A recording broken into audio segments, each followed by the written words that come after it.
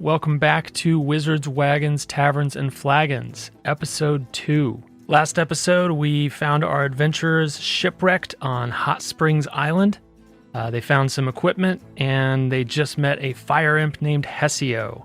They were mid-conversation last time, so we're going to pick up where we left off. Let the game begin.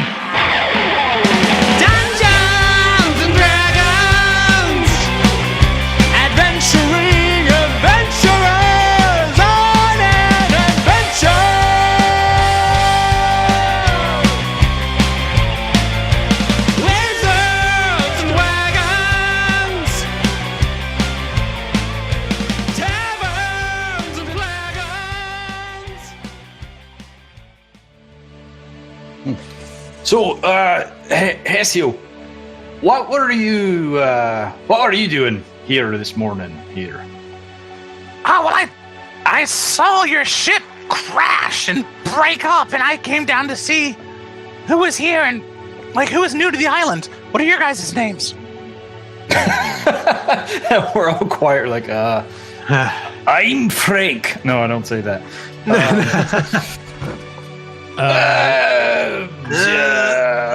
Oh, this is harder than I thought it would be.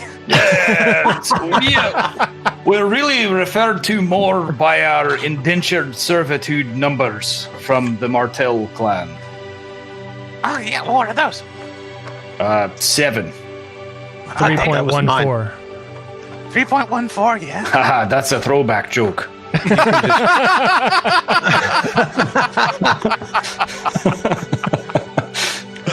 You got me thinking about pie. What? I like it. They call me the map maker. I forgot my number. Oh, okay. Well, good to meet you. 7, 3.14, map maker.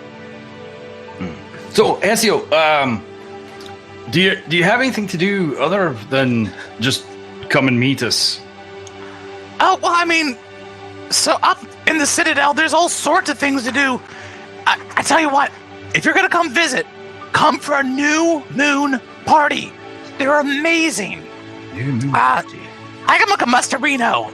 Other fire imps fight to get to join our group. There's a huge melee. It's incredible. It's so fun and funny when they punch each other and rip out each other's eyes and their tongues are nailed to the boiling ground. It's hilarious. Oh, aye, that sounds like a good shindig you've got going there, Hessio. Who does the fighting? Us fire imps. Oh, okay. The winners get to join the Combustorinos, like me. That does sound fun. And then you get to join the Fuegonauts, which are Svarku's group. And we fight, and sometimes we go down to the temple to do some betting. And, oh man, life for the fire imp's pretty good. And are there other races besides the Ifriti and the fire imps there? Yeah, we're pretty good friends with the salamanders. They're also in the Fuegonauts. There's the terrible ogres. Listen, you guys, take it from Hessio. Don't go near the north. That's where all the ogres live. And they're just the worst. Mean and cruel and eat flesh. Big bullies. And then, the Nereids. The Nereids are pretty good at hots. They got the hots for Svarku. They love Svarku. He's so hot and cool. You've got a thing for that Svarku guy. Well, you gotta come meet him. We will. I'm sure. Eventually we'll make our way there. First, we've got to see if there's any survivors on the ship itself there. Because we feel monkeys to save. Yeah, monkeys are good swimmers, but not for that long.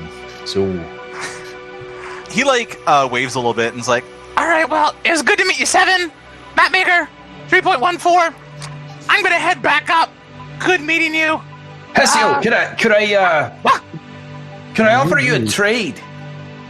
Well, maybe I'd have to go get something. He pats. No. It's not like that at all. You've got those really hot hands, right? Oh yeah, man. I can he gestures and flames, essentially flaming hands, come out of his hands. let me tell you what I have in mind, and then you can maybe tell me what you'd need in recompense. I have an idea, but we'll go from there. Could you put your hands in the sand like that and get it really, really, really hot? What, like glass? Yes, I need 2 pieces. He thinks. He is calculating. Does he have Does he have anything on him, or is he just like a? He is mostly nude. Okay.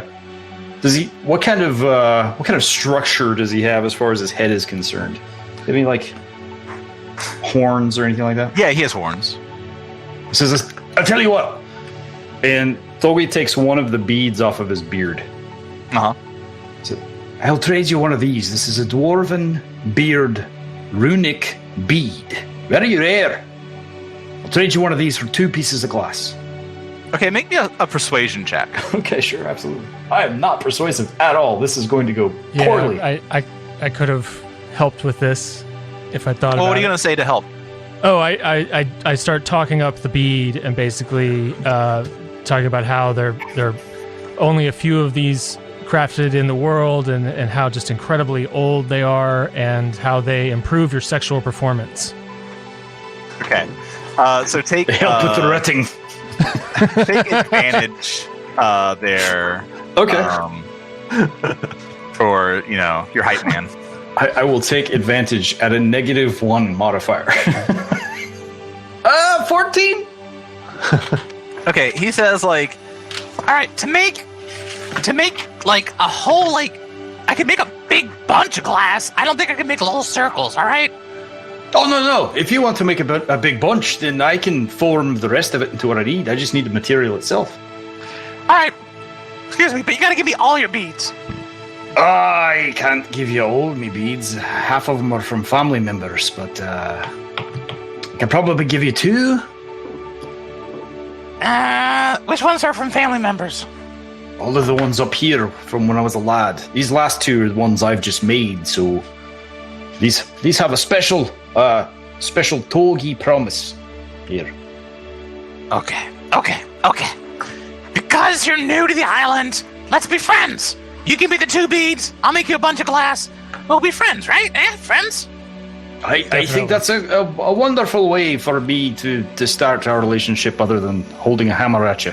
And he puts his hammer back on his back and his shield on his or hammer on his belt and a shield on his back. Okay.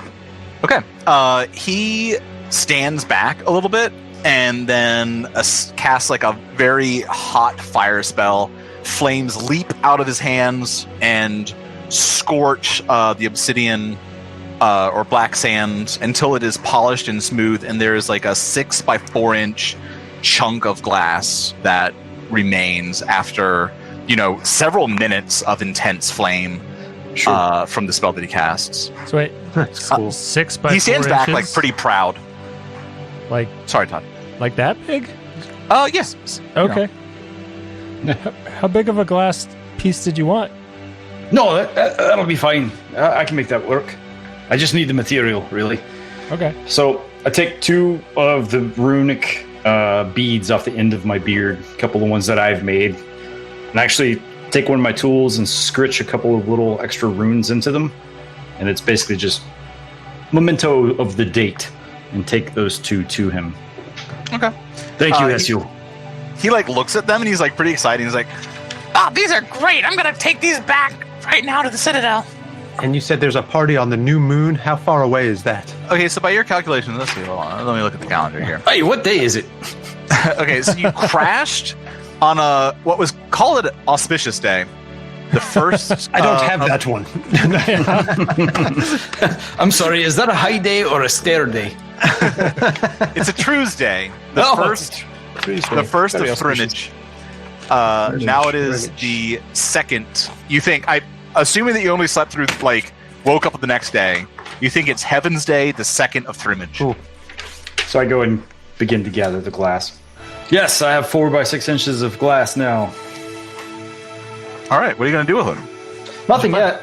I'm going to set it to the side, put it in my bag. Thanks. And he breaks it on the ground and then walks away. Hey, that was pretty cool, Smash. You guys want to go? Go ahead. Give it a kick. It was really just an exercise in futility. All right, what do you guys want to do? Something you saw in a TED Talk. The fastest way to endear somebody to you is ask them to do something for you. And then smash it in front of them. I'm sure we wait till he leaves before we smash it. Never seen that. Hessio, before you leave, do you know what the other monkeys around here eat? Yeah, he looks confused and says, like usually like the flesh of like other animals. Right. That's what you guys like, I think. That and almond joys. I'm telling you, if you come up to, if you come up to our citadel, like we have roast boar. There's this guy named Fatty Salamander that is an amazing cook. He makes food all the time. You can definitely have some. I have a new side quest. I have to meet Fatty Salamander. Hessio, do the Fire Imps have any, like, songs that they like to sing? Oh, yeah, we know. Actually, yeah. Would you sing one for us? How does it go, Hessio? We're listening. so they essentially have a song, and this is by the book. They essentially have a song that is like a stomp, stomp, clap, we will rock you sort of thing. I'm gonna Queen fans. I'm gonna swing the camera lens over to you, Todd, the songmaster, to tell me the lyrics of the Stomp Stomp Clap song that they sing. The lyrics for it. Yeah. What is the song about? Oh, like Fire Imps being cool. Oh, okay. Well, you've got to have a tall, handsome freak in there somewhere. That's got to be obviously. Yeah. Yeah. You guys might want to help me out on this. Sparto, you're a big leader.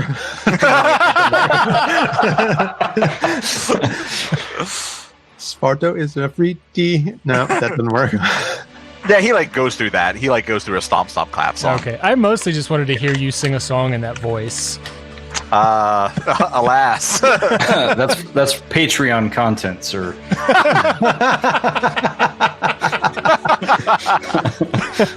we have to charge for that. We're not giving that gold away. Well played. Okay. Shall we Huck Finn it up to the shipwreckage? Is that the famous Dragonborn? Yes. Huckius Phineas. Yeah, I think we should go see if there's some people dying while we're making glass on the beach. Hessio, can you fly? What? Yeah, I can fly. I keep trying. I swear, I'm trying to take these beads back, you guys. You keep calling me back. Sorry, Hessio. I actually just didn't realize you'd left yet. I was looking this way. I was looking at the glass. I was so impressed with your work here. I wasn't paying attention. I apologize. But since you're back, can you fly? Yeah, I mean, yeah, these are for show. Oh, he like points to excellent. the wings on his back. How do you feel about like doing a little recon? Oh my gosh. Okay. What do you give me for it? I'm kind of tapped at this point. Lads, you have anything to give our good friend, our faithful and capable companion here, Hessio? He like preens as you're like talking good about him. Like, that is my hope. I don't think he's going to go for the candle. No, the tinderbox is out as well. No, he's not a kobold, so he's not going after the candle. The tinderbox or the candle. Probably doesn't need a ration. Nope, I'm tapped. I got lots of black sand. I could write a song for you about our good meeting here. I could probably pen it. I'm a calligrapher as well. I could write it down so that you could take it with you. Yeah, I mean, yeah. If you sing a song and you write it down, sold, done. What do you want? Well, I thought you might be able to just fly out to the ship there, look around, see if you see any survivors or any potential dangers between here and the ship. That way we know what to expect when we take this little rafty out. Okay. Give us a little heads up, if you will. If we get out there and everybody's dead on the deck, it's not going to be too helpful. If we get halfway there and a giant crab creature eats us, also bad. So I thought you might be able to help us out a bit. Oh yeah, did you see All I can picture is the giant golden crab from Moana. Yeah, I mean, it basically looks like that, I guess. Which is amazing because now I need to hear him sing a song as well. That's the dude from the Flight of the Conchords, right? I think so, yeah. That's so amazing. I'm still trying to Google Zac Efron as a Dragonborn. You're going to go down a weird rabbit hole, buddy. Okay. he says, "Oh, you saw Juma Vestry? Juma Vessi?" He corrects himself. Hey, Juma Vessi. Yes, that was him. Her, actually, but yeah. Oh, yeah. I must. How dare I? Is that a crabess? Hessio, is that some sort of deity or just a large creature in the area? Or how does she fit in? It's sort of a long story. If you meet me again, I'll be happy to tell you all of it. But she's essentially a titan. You know, one of those beings that made the world. She only comes to shore every once in a while to give birth. She gives birth to like 1,000 golden crabs and then eats them all. Her nesting place. Seems rather wasteful, actually. She's compelled. She lives, her nesting place is north of here by about 8 miles. Lucky us. Is that where the ogres live? They're on the far north. Well, that's a good question. Do we have a sense of scale for the map? Like, how big is a hex? A hex is... Yeah, so Ansley might be a good question for our map maker. Ansley knows that the scale here is each hex is 2 miles across. Ooh, okay. Yep. Okay. That's what I know. Thank you, Ansley. That was particularly helpful. Absolutely. Okay, so I'm flying across there to like look around for like little like drowned dudes. See if anyone's alive that you can see, any signs of life, and then also any baddies you might see between here and there. Okay. What do you think, lads? Anything else? Do we want to look for treasure or anything? Do we care about supplies? I mean, you're asking a dwarf, so yes. At the same time, like he's not necessarily gonna know what we need. I don't even know if we know what we need, but That said, I have 3 slots in my backpack left, so I'm not sure how much I can carry. Okay, well I'm gonna get started in case there's anything else. No, we'll start writing this song. If we think of something, when you come back, we'll let you know. That song's gonna be pretty fucking long. Okay, here I go.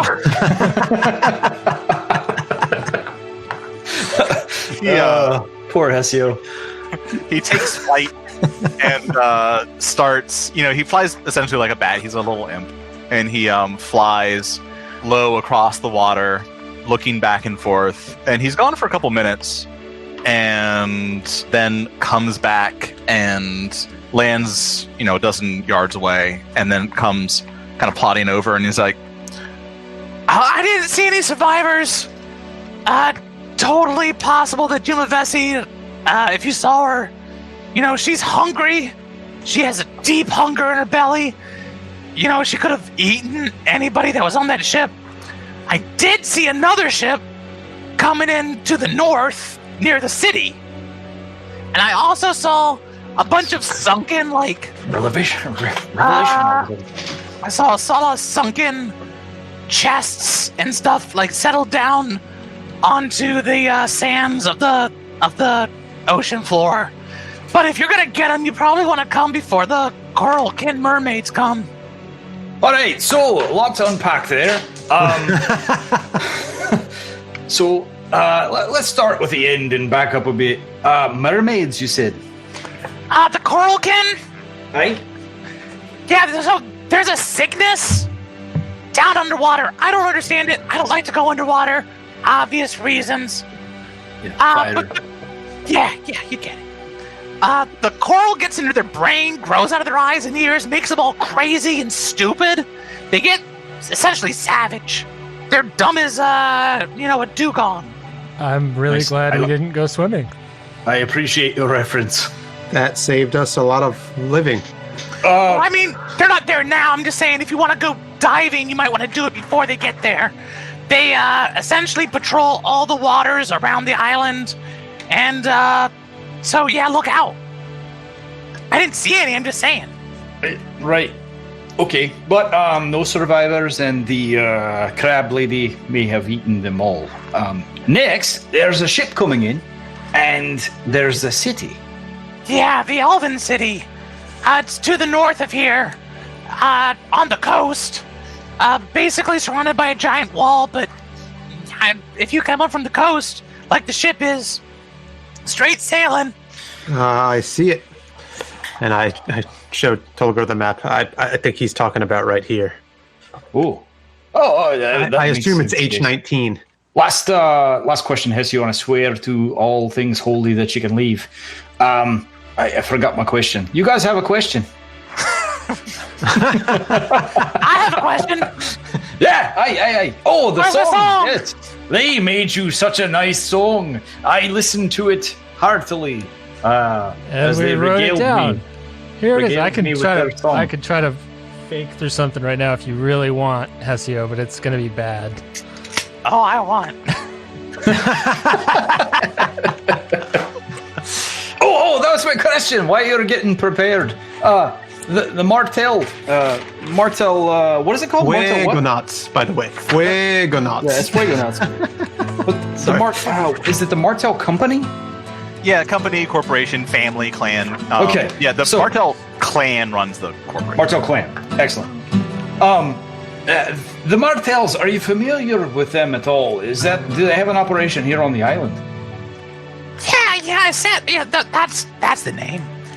You guys, the monkey men. They come in, they're from the Martels, that's it. Oh, so the monkeys that come in are from Martels. Wearing yellow, I assume. Yeah. Sons of bitches. Okay, well, do you know where they usually make port, as it were? Yeah, actually, I do. They either come into the city, which is north of here. Okay. Or they come into the whale graveyard, which is north, but on the east side of the island, near the terrible ogres. Good information, Hessio. You are a wealth of knowledge, young sir. They come in like twice a month. All right. Okay, we've sucked this imp dry, I believe. If you want to do that, he doesn't need the song. Oh yeah, I just wrote something terrible. All right, I leave that entirely and wholly up to the bard. The bard can make that determination, indeed. You ready, John? Apparently there's an ultimatum. Yeah, he's ready. Oh, okay. He's excited. There we go. He and I both. Oh, hell yeah.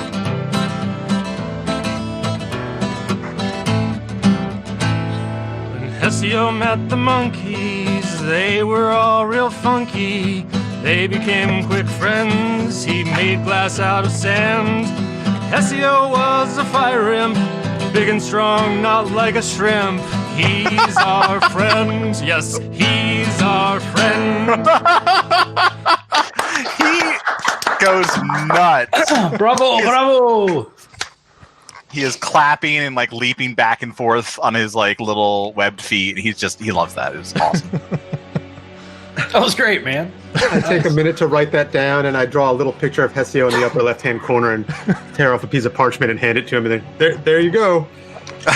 He takes it with glee and says, Well, seriously, come to the New Moon party. I'd love to see you guys again. Man, I was hoping that parchment would immediately catch on fire. New moon, 3 days from now. Check. All right, bye. Hey, one more thing. Hessio! What's What's your favorite color?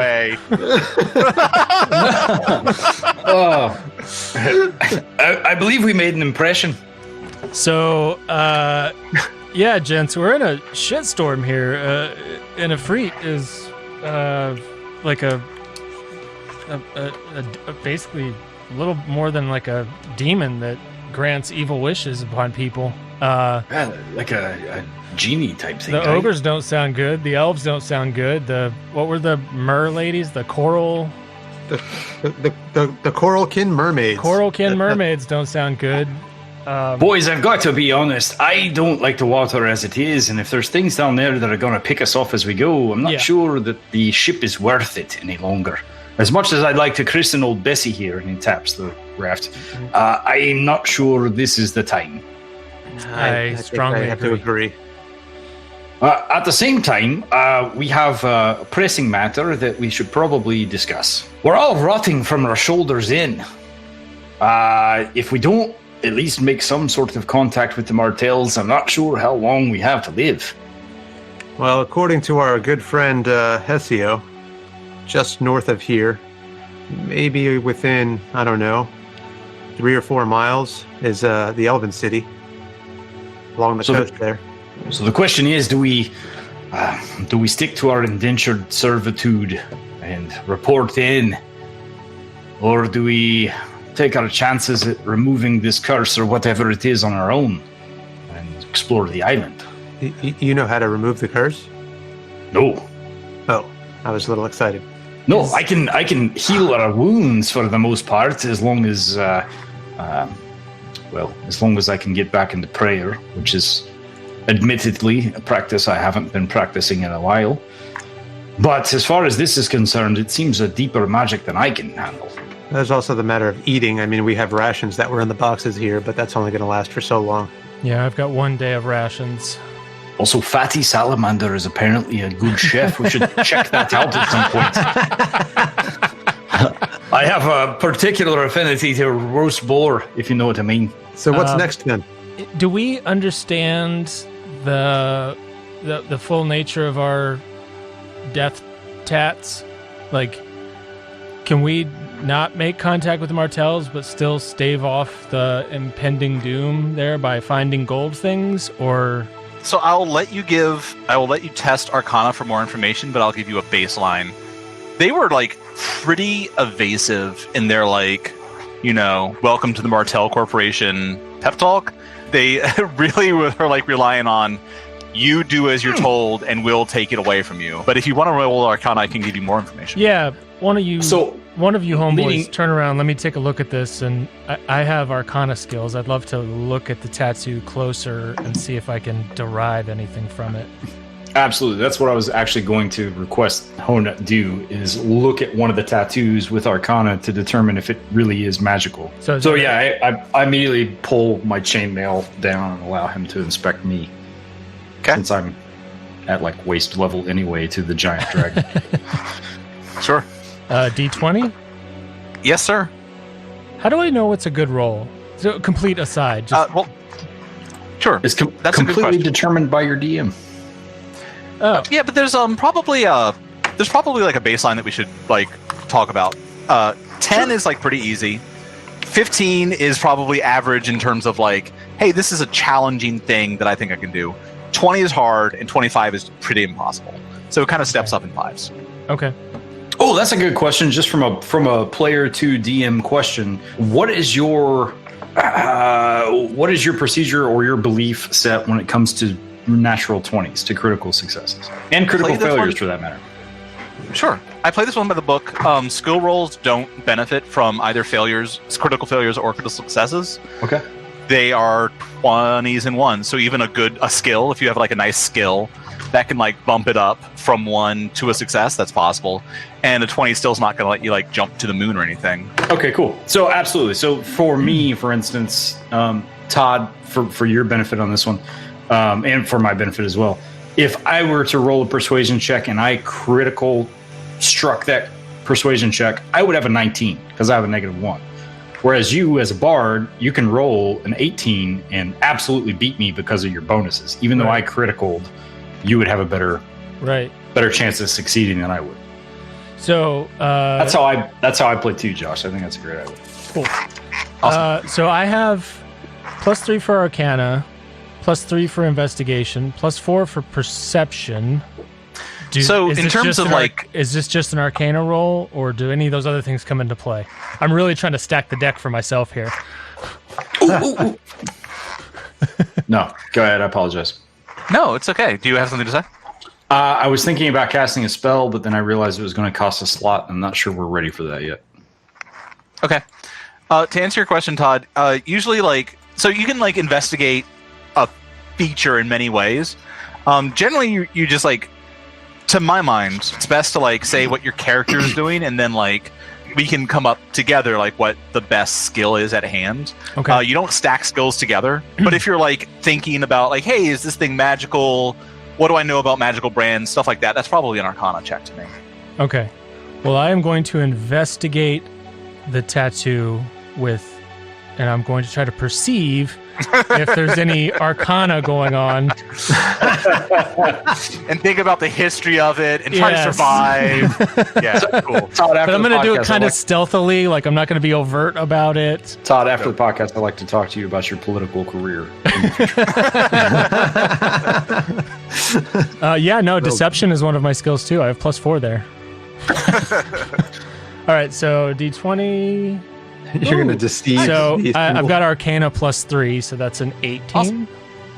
Okay, so there is a magical brand on Tholgi, and it is obviously magical. The brand is a center of a curse that is killing Tholgi. Tholgi has essentially a month of life, you perceive, before he just falls over dead. There is no mechanism on the brand itself to remove it. A very powerful spell could do it, and also whatever artifact that gave it could also, you think, either remove it, reduce it, or remove it, reduce it, or Recycle. or extend it. Essentially, re-up the curse as it was. So this is based on a artifact that is designed to keep people in indentured service. All right, boys. That is how long he has. I've- Do me. I want to know how long I have to live. That's super nasty. Okay. Yeah, boys, we're fucked. That's what they did to us. They fucked us. So, Josh, let me ask you this. Is it possible that he could glean any more information with a higher success? And the reason I ask is I have the Identify spell as a ritual. Ooh. Noted. I will show my hand and say that with that 18, I have given you as much information as I have readily available. Okay. It's possible that if we you want to take kind of a long-term investigation, I can between sessions write up, Sure. a cool 500-word thing. But right now, you're essentially learning as much as I know about it. Dude, Okay, I wrote a cool. song on the fly. Surely you can come up with 500 words right now. You got 500 words in you.